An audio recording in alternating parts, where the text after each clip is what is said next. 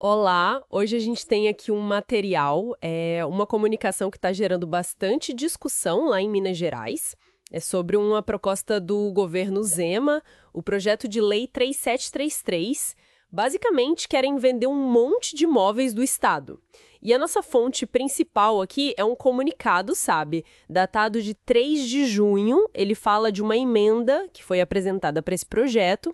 A ideia original do governo, segundo esse texto, é vender mais de 300 imóveis e alguns com descontos bem altos, tipo até 45%. Exatamente, é quase uma liquidação, né? Como o texto até sugere.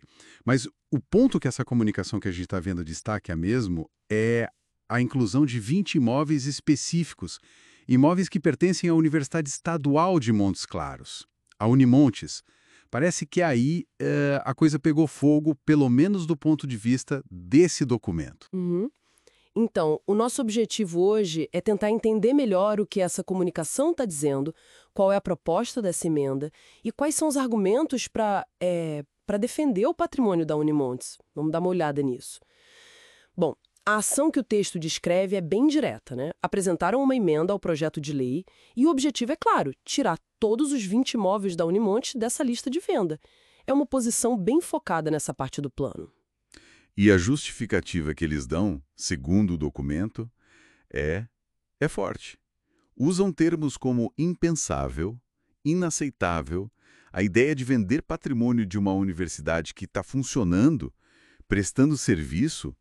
O argumento central é esse.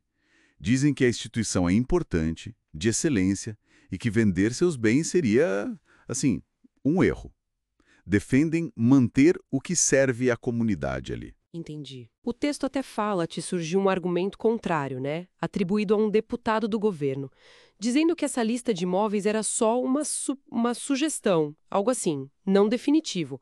Mas a comunicação rebate isso, certo? Como? É, rebate e com base na própria lógica da lei para vender bens públicos. O argumento no documento é que esse tipo de lei exige clareza, tem que dizer exatamente quais imóveis são. Não pode ser vago, tipo, talvez estes. Então, para essa comunicação, a lista no projeto não é só uma ideia, é uma proposta concreta para vender aqueles bens mesmo, incluindo os da Unimontes. Faz sentido. E essa briga pela Unimontes, pelo que o documento indica, não está isolada, né? Não, não tá. E o texto coloca isso em contexto. Diz que essa mesma linha de defender patrimônio levou a outras emendas para tirar mais de 120 imóveis no total da lista do governo, imóveis de vários tipos. Mas essa comunicação específica que a gente tem aqui foca na Unimontes. Talvez por ser educação, pelo impacto mais direto, né? O que fica claro nesse documento é um dilema bem clássico, sabe? Da gestão pública. Por um lado, o Estado talvez querendo otimizar seus ativos, fazer caixa, talvez investir em outras coisas. Por outro lado, a necessidade de manter a infraestrutura que garante serviços essenciais, como a educação superior, a pesquisa que a Unimontes faz lá na região dela. Sim, fica claro esse conflito. Então, resumindo o que essa comunicação nos trouxe. Tem o PL 3733, essa proposta grande de venda de imóveis em Minas.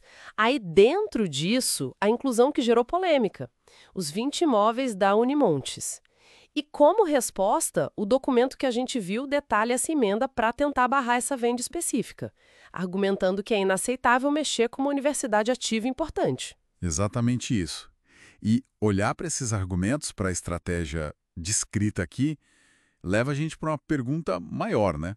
Que vai além desse caso. Que critérios a gente deve usar para decidir vender patrimônio público?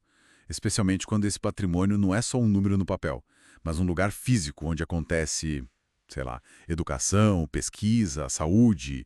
Fica aí a reflexão, né? Sobre como a gente mede o valor não só financeiro, mas o valor social das coisas que são de todo mundo.